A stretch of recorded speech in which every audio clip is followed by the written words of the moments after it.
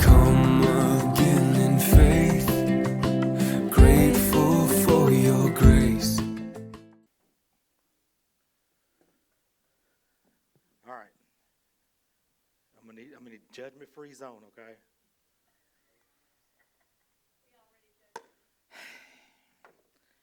Everything been fuzzy for a while. I can't see no more, y'all. This what y'all look like. Hold on now, calm down, calm down. You know, there's this TikTok I've been seeing, and it's like people. All right, I was born in 1975, and it's like the guy running, and then 50 running behind him, and I'm running as fast as I can. Um, but see, what's really sad is I got two different ones. So one's for seeing back there, and one's for seeing this. So now I got to wear two at the same time. Hey, you calm down. Calm down. I literally had training this week, and they had like the smart board. I couldn't see nothing. I couldn't see nothing on the board. I don't know what they said. And then I can't focus either. I think I got all kinds of problems. Anyway. All right, so before, we hadn't met in a couple weeks. So before we went out on a snow day, there was this guy I used to work with. He was a teacher at our school. And he was the first person that ever spoke to me when I started working at that school. He was just a really nice guy. Like when I was in ISS, I felt kind of on an island. And I remember he sat down and just started talking to me.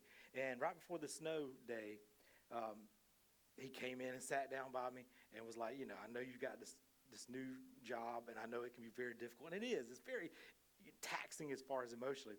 And he just encouraged me. And I was like, I barely know him, but every time he goes out of his way to not just talk to me, but sit and be encouraging.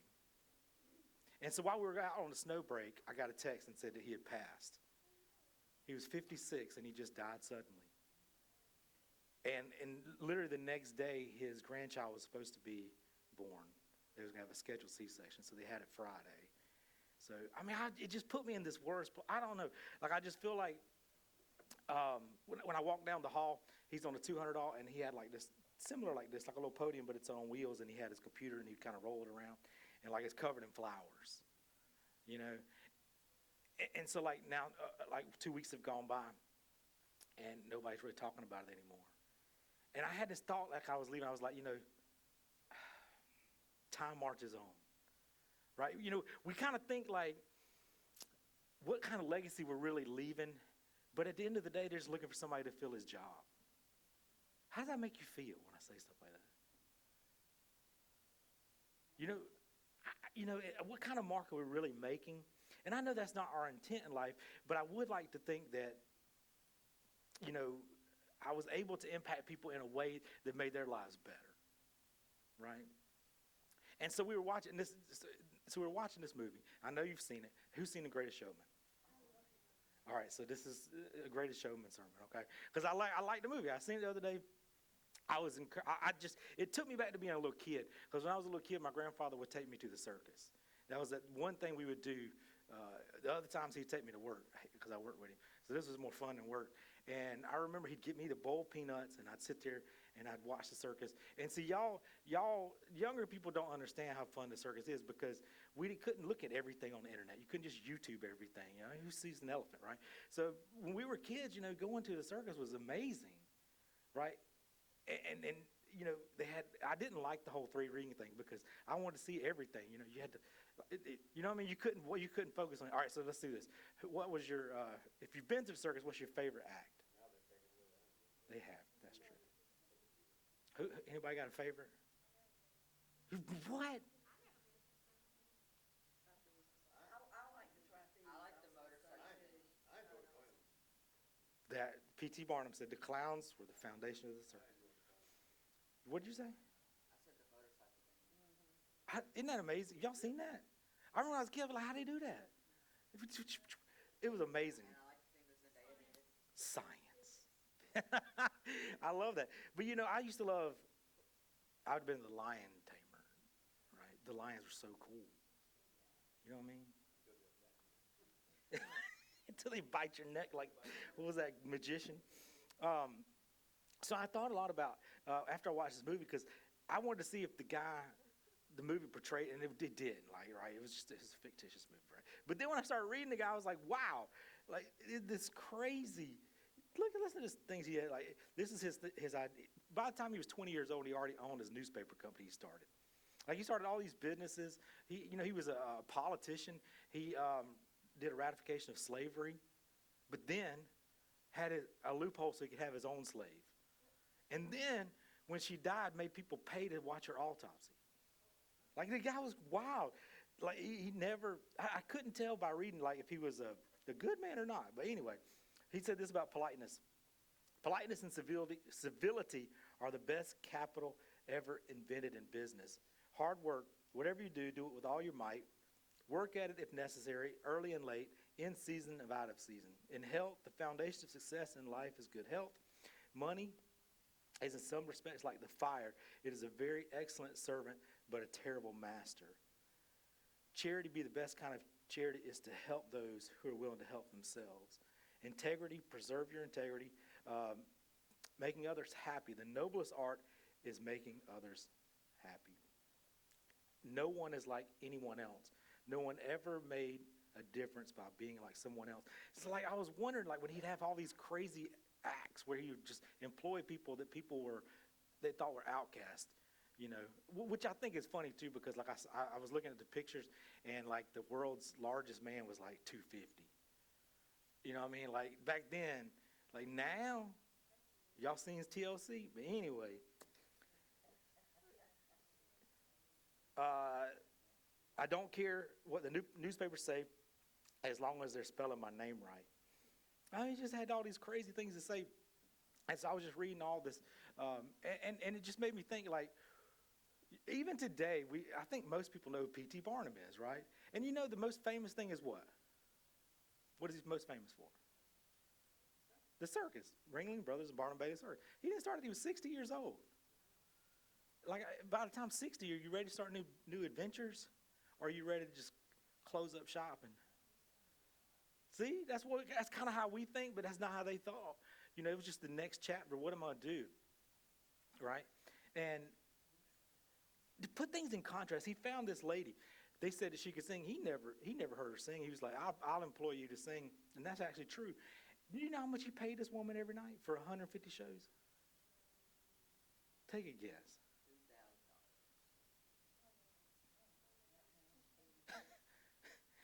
$5,000 a night. It would be equivalent to $36,000 a day today. And she wanted the money up front, and he had to leverage all his things, and she gave all that money to charity. That crazy? But that's not what got me. So this is what got me. He has a sermon, and this is just a little piece of it. He says, I was educated in the strictest Orthodox faith. When I was from 10 to 14 years of age, I attended prayer meetings where I could almost feel the burning waves with the smell of sulfurous flames. I remember the shrieks and groans of suffering children and parents and even aged grandparents. I would return to my home in the utmost sincerity and ask God to take me out of this world if he would only save me from this hell. I profess to love God. I said, I hoped I love him as I heard my elders do. Necessarily before the seething sulfur sea of flames of my love, most have been similar to the love of a woman who would feel a tyrant who had a loaded pistol pointed at her and bade her to love him or die. I grew to know that true love cannot be forced. We cannot love the unlovely. We love him because he first loved us. And that's just a little clip of a sermon he preached. You know, he basically said, you know, as a child, I would leave these prayer meetings feeling like I still smelled like sulfur. Like all I ever felt like is I could never add up. And it was always presented as if I didn't accept him and I didn't believe in him, that he couldn't love me. But yet the Bible says he first loved me. Not conditionally, but because of he loved. And then he said, as I got older, I realized the God that they presented is like me telling a woman at gunpoint, you have to love me, or the consequences are me going to shoot you.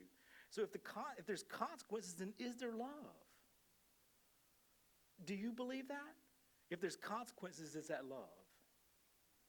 It can't be. It can't be.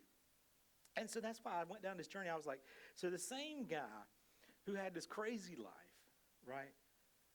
still had this awareness by the people he met, because he was the man of the strange, and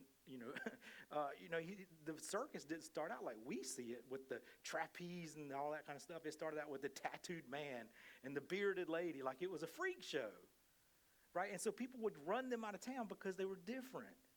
And I wonder sometimes if that's why. I get it, he was a con man, but at the same time, did he have love for these people? Did he see something in them that maybe if we could see the other person in the light of love and not as an outcast, maybe that'll change how we see God and everything else. I don't know, I can at least hope. So I want to jump into Luke 15. So Jesus, he's asked this question and he throws out 3 parables. Why do you think Jesus always did this? Like, if you ever asked somebody a question, did you want to answer or did you want a speech? Right? But Jesus never gave you that. Ooh. You can handle the truth. That's a great. I live too much in the movies. I get it. I agree. They probably couldn't handle the answer, especially in a blunt way, because they can't handle it now. 2,000 years removed, with Jesus literally saying over and over again, I love you, we say, but yeah, there has to be a condition. We can't wrap our minds around it. Maybe it's because we can't live that way ourselves. And so they asked him this question, and so he just throws out these 3 parables. So we have the parable of the lost lamb, the coin, and then the prodigal son. And they all 3 say the same thing. They just say it in a different way. And then there's little nuggets in each one of them. I think he's trying desperately for us to get. So this is Luke 15.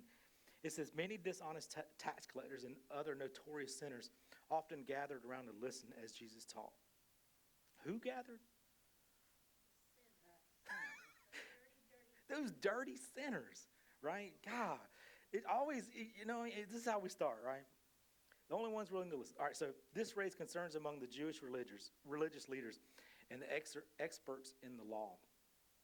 So we got people who are hungry for the connection, the love that radiates from Jesus, right? They know this man has answers they've never heard before. So they're just drawn to him. They're sitting around. They're listening to what he has to say. And the Jewish people are like, "What? Who are you associating with?" That's their only concern. Not out of what he's saying, but who's gathered around him, right? What 3-ring circus do you have?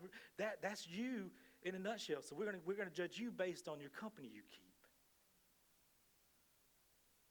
And we don't know them, but we don't like the way they look. But they're experts in something. Experts in compassion, love, generosity, anything of virtue, the law. Indignant, they grumble and complain, saying, look how this man associates with all these notorious sinners and welcomes them all to come to him. So Jesus throws out these bangers. He says, you know what? There was once a shepherd with 100 lambs, but one of his lambs wandered away. This one gets me. So the shepherd left the 99 out of the field, and he searched the wilderness, and he found his lost lamb. He didn't stop until he finally found it. With exuberant joy, he raised it up, he placed it on his shoulders, and he carried it back with cheerful delight. Returning home, he called all his friends and neighbors, and he said, let's have a party. Come and celebrate with me the return of my lost lamb. It wandered away, but I found it, and I brought it home. Jesus continued, in the same way, there will be a glorious celebration in heaven over the rescue of one lost sinner who repents, comes back home, returns to the fold, more so than all the righteous people who never strayed away. So right away we get an incredible story, right? He basically says, look, I'm gonna go dive right into your culture, right? If he was doing this today, what do you think he would use? Maybe. So he dives right into their culture and he says, you know what? I know you've looked on the hillside and you've seen those lambs. And these were always depicted as helpless creatures. And one's wandered away. So does he say, hey, knucklehead, find your way back? Does he wait and hope that he makes his way back? Does he say, well, I taught him his whole life how to find his way home? Or you know what? You made some bad choices, live with them.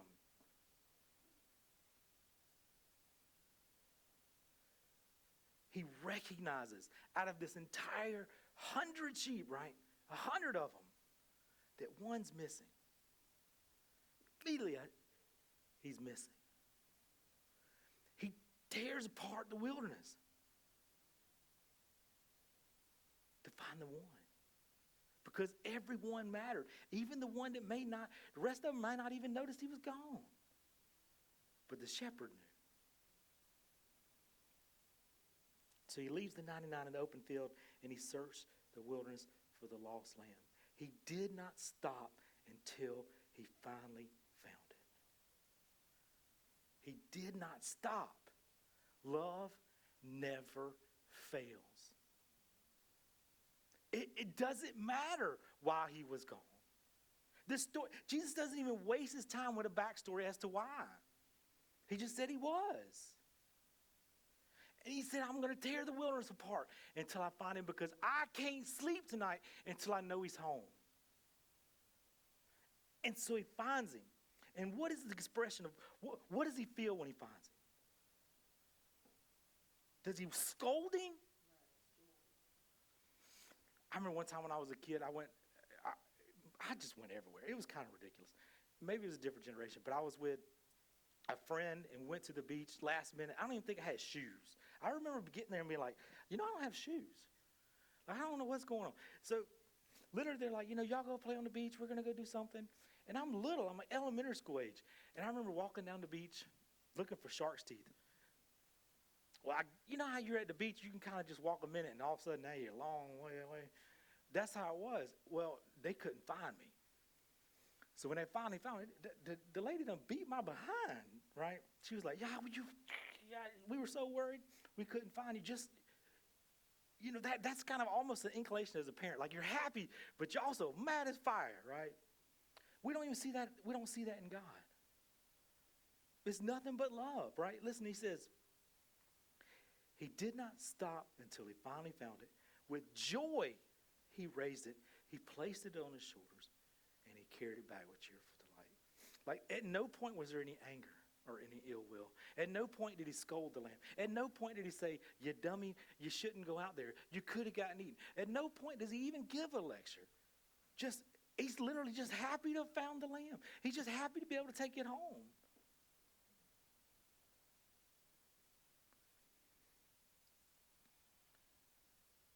Returning home, he called all his friends and neighbors together and said, let's have a party. Come and celebrate for the return of my lost lamb. It wandered away, but it found its way home. Does that sound familiar? He says the same thing. He says the same thing in the story of the prodigal son. He's just not enough that he's home. It's extravagant love. Throw a party. Tell everybody. Because I want the joy to be infectious. I want everybody else to be just as happy. He wants us to be just as happy for each other in our successes. But then we have to have this last little part. In the same way, there will be glorious celebration in heaven over the rescue of one lost sinner who repents, come back home and returns to the fold. More so than for all the righteous people who never strayed away. We get the same thing in the prodigal son. We get two brothers, right? And it doesn't end with just a celebration. It always ends this way, right? We got an older brother who thinks he's deserving and has a really hard time with this love and this joy. And he waits on the outside, unwilling. I was looking, I think, Tracy, you mentioned the Mirror Bible. And I actually have it back there. I love how they broke this all down. Because it's based on words. And, repentance means metanoia. It means to change your mind, right? And so what this is trying to say, he's saying how joyful it is when you can finally realize and change your mind about your circumstances and see the Father differently and see the life around you differently and not wander off trying to find things that try to fill you up and make you happy and realize that the love is already in you and it can be anywhere you are. But we get so caught up. We get so caught up on the other side. I think we have a harder time with being the lost sheep because I think we want to be the ones that are sitting in the back thinking we're okay. And we think it's everybody else. But you know, it's okay to say you're not okay.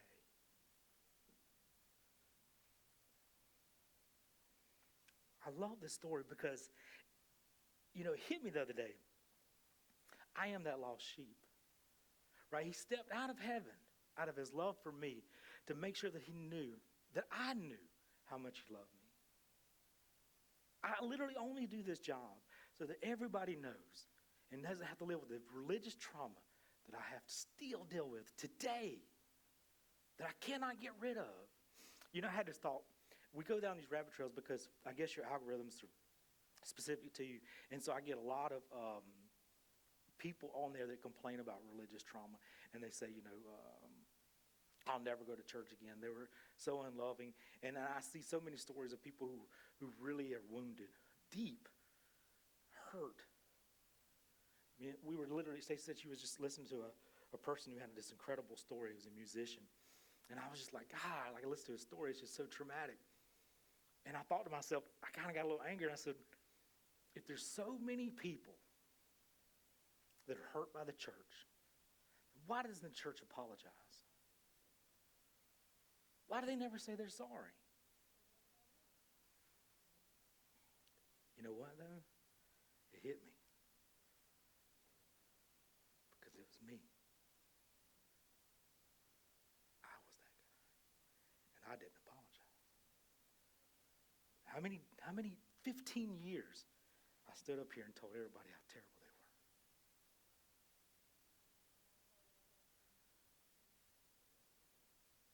So no amount of grace now will change the trauma and hurt that was 15 years in the making. So what do we do with that? This is the things I struggle with.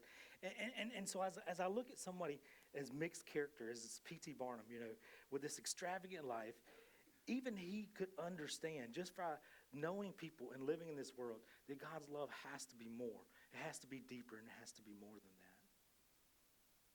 that. I don't want to ever get stuck in this little box again where I think that God is something that he's not. And I always want my mind to stay free. I always want to renew, because the Apostle Paul says I have to do this every day. Right? It has to be a choice. I have to renew my mind every day and say, you know, how did I handle that situation? Am I really expressing myself and acting out of the love that is in me? And do people see the love of God in the way I act and the way I speak? You know, sometimes I don't even want to go back to listen to old sermons because I'm like, I know I'm going to cringe because I know something probably came out that was unintentional. But at the same time, you know, when I think back to when I was a little kid, you know, the pastor we had at that church, you know, I told you before, like he wouldn't come to our wedding because we had dancing, you know, he was very strict and all that kind of stuff. But you know what, though? I know that man loved me. I remember he had like this service one time where he was moving on. And like they was having like a little celebration, and so I went, and I remember he lit up and he hugged me. He said, "I didn't think you'd come. I'm so glad you came." Like I don't think he ever had ill will in his heart. I think that's just all he ever knew. But at the same time, we can't continue to repeat the cycle that wounds and hurts people to their core. So I think that's what we are, is a church family that just loves each other and just doing the best we can. And we learn a little more each day by every passing moment.